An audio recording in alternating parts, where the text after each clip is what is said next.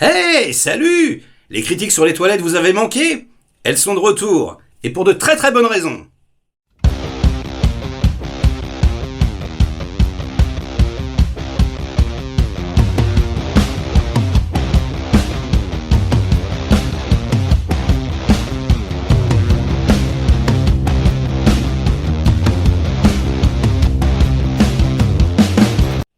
Salut les cinéphages, c'est Mirej.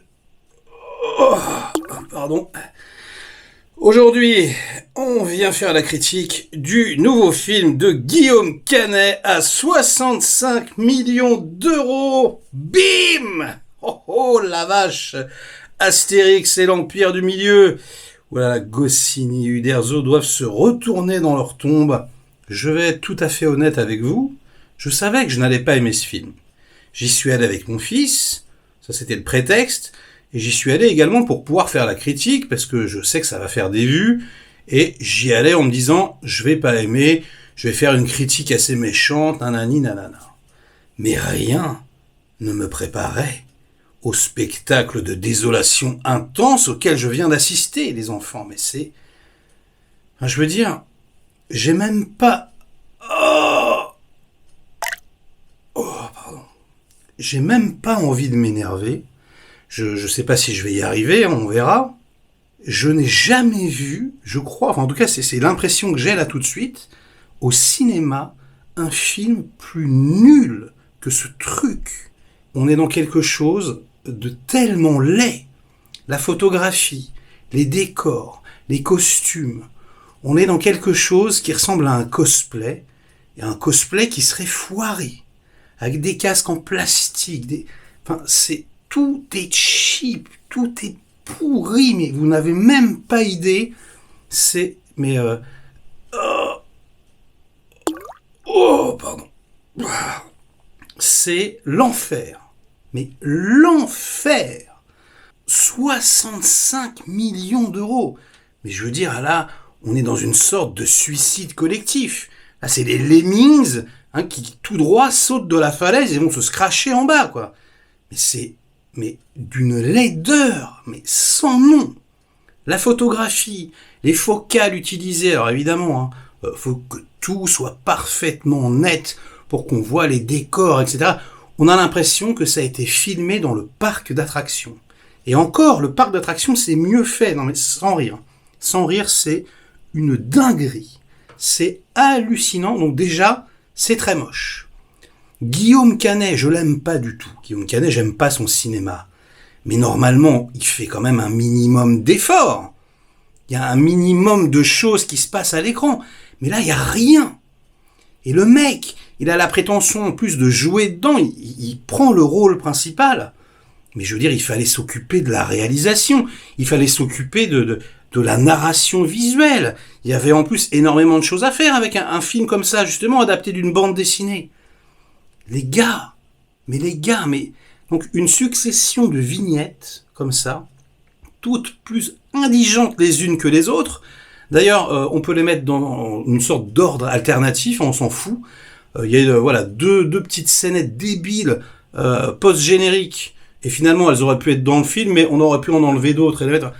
C'est que des caméos du cinéma français, de Canal+, de M6, des rappeurs, des machins, des influenceurs. Ça, ils m'ont pas mis moi, ils auraient pu, franchement. C'est là où est passé le budget. 65 millions d'euros, mais où est passée la thune? Babylone, ça a coûté 70 millions. Mais, je veux dire, on peut ne pas aimer Babylone. Moi, j'adore, mais regardez un peu... La qualité de l'ensemble, la photographie, les mouvements de caméra, l'ambition. Mais là, c'est le degré zéro. Mais zéro. Mais moins que... mais moins que rien. Mais je vous... Oh putain. Allez, dur à passer celle-ci. Moins que rien, c'est une putain de catastrophe. Avec donc des personnages qui ne servent à rien, qui sont pas développés. On va te mettre Big Flo et Oli et Ramsey, et puis ils vont sortir leur blase, tout fixe, machin. Oh, l'humour. Parce que donc c'est écrit par Guillaume Canet, deux autres mecs dont je tairai le nom parce qu'il faut les oublier à tout jamais.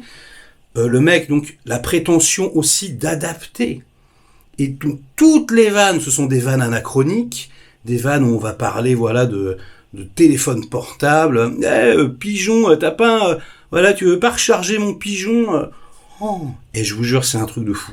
C'est écrit par un mec de 15 piges, mais réellement. Tous les dialogues, toutes les vannes, donc des vannes qui seront éculées, qui seront dans 10 ans, qui seront ridicules, plus personne ne les comprendra. Ça raconte rien du tout, enfin vaguement. Voilà, donc on kidnappe l'impératrice, et donc il y a sa fille, la princesse, qui arrive chez les Gaulois, avec Jonathan Cohen, donc qui est là, qui se tire toute la couverture, qui fait une sorte de je sais pas, de doublon d'Astérix, un faux Astérix, et qui est amoureux de la princesse, et Astérix aussi, il est amoureux de la princesse, et tout le monde est amoureux de la princesse, puis elle te regarde comme dans une pub, et elle fait « Oui, c'est moi ». Des trucs que faisaient les nuls, il y a 20 ans, mais je veux dire, 30 ans, c'était les nuls. C'était à la télé, c'était Canal, c'était de la merde, c'était assumé comme ça. 65 millions d'euros. Moi, je vais pas au cinéma pour voir un sketch, pour voir ça, pour me faire mais cracher dessus, mais il n'y a pas d'autre mot, mais je vous assure. Il y a en plus, mais alors, je vous jure, je n'ai jamais vu ça. C'est-à-dire que, normalement, dans les comédies françaises, moi j'aime pas les comédies, je suis pas le public, bon. C'est mal joué, en principe, je trouve, parce que c'est trop forcé. C'est-à-dire que... les acteurs, en général, voilà, s'ils sont fous, ils vont se mettre un entonnoir sur la tête, ils vont loucher, ils vont faire « je suis fou ». Et ça, moi, personnellement, je déteste. C'est comme en mathématiques, ça s'annule, c'est pas possible. Au contraire, il faut jouer de façon naturaliste, pour moi, un peu comme dans Didier. Et là, voilà, là, c'est drôle, il se passe un truc, parce que justement, il y a un décalage poétique, humoristique. Bon. Et là, il y a même pas ça. Là, et je vous jure que je n'ai jamais vu ça pour un film à ce budget, 65 millions d'euros. Mais la direction d'acteur, oh, le casting, oh, mais le malaise, mais la vache, mais ils sont tous plus nuls les uns que les autres, mais c'est hallucinant. Et je vais vous dire, on comprend. Hein. Alors moi, j'étais pas allé voir d'Astérix depuis le deuxième de Chabat qui est nul en fait, mais où il y a quand même de l'ambition, il y a quand même un truc qui se passe. Enfin, je veux dire, voilà, au moins ils ont été filmés à l'étranger, etc. Là, ils ont filmé à Marne-la-Vallée, je sais pas où ils ont filmé, en studio. Enfin, c'est dégueulasse à tous les niveaux. Obélix, Depardieu. Et c'est là qu'on voit que Depardieu, c'est un acteur extraordinaire. Mais là, mais je vous jure, mais la prestation, mais Obélix, Astérix, mais ils sont tellement mauvais, mais ils sont tellement ridicules. Mais je vous jure, on dirait des répétitions, quoi. On dirait, je sais pas, on dirait un sketch pour la cérémonie des Césars, quoi. Je ne comprends pas. Alors en plus, le film commence avec toute l'équipe. Guillaume Canet qui te regarde, parce que je l'ai vu en avant-première, et ils te font genre un tir-larme. Ouais, on n'a pas pu être là parce que, voilà, on a pris du retard. Ouais, je sais pas de quoi il parle. Mais en tout cas, on tenait à faire une petite vidéo avec toute l'équipe. On espère que le film va vous plaire, c'est cool. Ouais, on a compris. Mais en fait, je sais ce qui s'est passé, parce qu'au cas où vous ne sauriez pas, il s'est mis à chialer, hein, à dire « Ouais, si on va pas voir mon film, les producteurs, ils produiront plus jamais, nana. » Mais n'allez pas voir le film. Mais que personne n'aille voir ce film. Et j'espère que ma vidéo, elle sera pas aspirée par YouTube parce que je casse du sucre sur leur dos. Et ça m'étonnerait pas, hein. Mais je comprends pourquoi ils ont fait ça. Je veux dire, ils ont vu le résultat final. De toute façon, tu ne peux que voir l'ampleur de la catastrophe. Hein, c'est le pire truc, c'est le pire Astérix ever. Enfin, c'est un truc hallucinant de médiocrité à tous les niveaux. Donc, ils ont pris peur. Ils ont dit à Canet, vas-y, va chialer. Va pleurer, là, va mendier, va faire un truc. Ah, sinon, on va se faire atomiser. Et oui, vous allez vous faire atomiser. Et vous allez vous faire atomiser par les gens comme moi qui aiment pas les comédies, et etc. Mais vous allez vous faire atomiser par tout le monde. Mais ça va être, à mon avis, d'une seule voix. Mais personne ne peut aimer ce truc.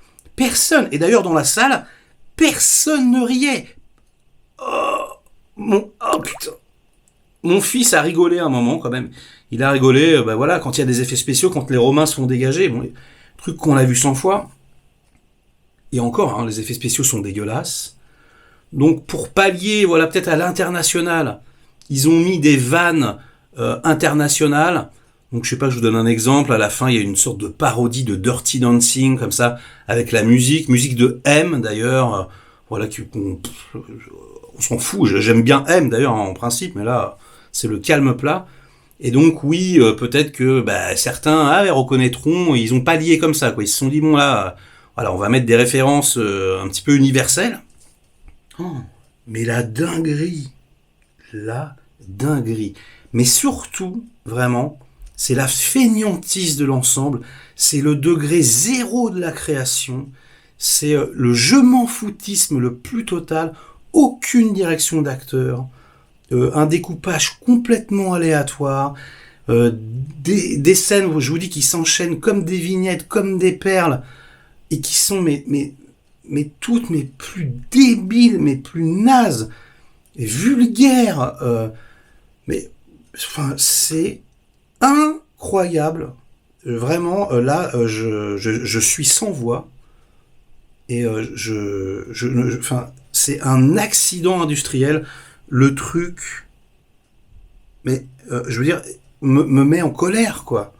Mais barrez-vous de là, mais que personne n'aille voir ce truc, que justement, il ne puisse plus jamais produire ce genre de truc. Mais on n'en veut plus jamais, mais mettez 6 fois moins d'argent quand on voit que les Rascals a coûté 2,8 millions, je veux dire, avec 1000 fois plus d'ambition.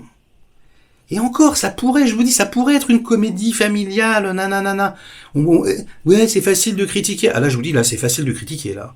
Là, même si vous avez jamais rien fait de toute votre vie, du tout, de court-métrage, de rien, de vidéo, vous allez vous rendre compte que ce n'est pas possible, que c'est juste le néant.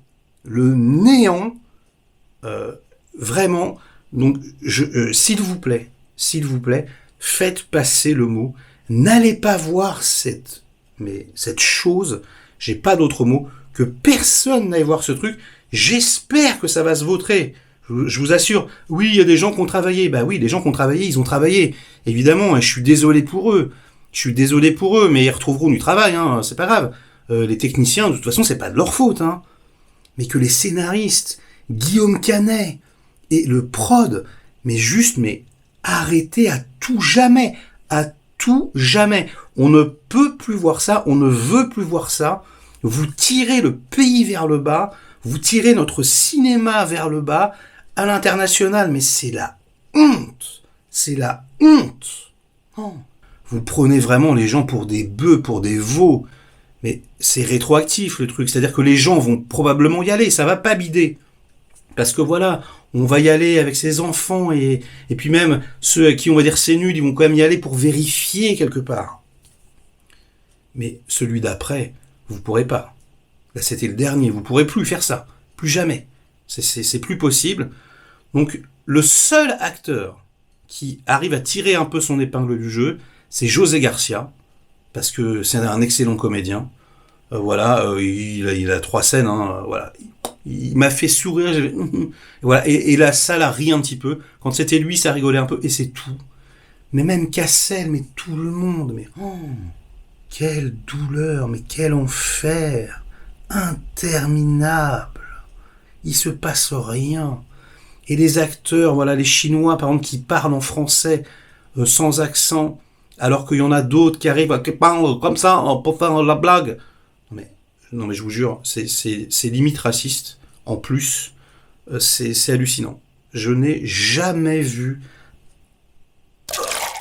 un truc aussi médiocre. Et comme j'ai fini, écoutez, je vais y aller. Je me mets au niveau du film, je suis désolé. Ça faisait longtemps que j'avais pas fait une critique sur mes toilettes, mais alors là, c'était, enfin, je veux dire, à côté, Nicky Larson est un chef-d'œuvre. Non mais je vous le dis, et je déteste Nicky Larson du plus profond de mes tripes. Mais alors là, j'ai jamais vu un truc, je n'ai jamais vu ça, quoi. C'est la folie. Donc, likez la vidéo si elle vous a intéressé un minimum, délikez-la sinon. Inondez-moi de commentaires comme d'habitude pour faire marcher le petit robot YouTube. Et nous, on se retrouve très vite pour de prochaines aventures. Et s'il vous plaît, boycottez-moi ce truc et que plus personne jamais n'aille voir une prod de ce genre-là et un film de ce mec, quoi. Non mais c'est juste... Boum. Bon bref, à plus.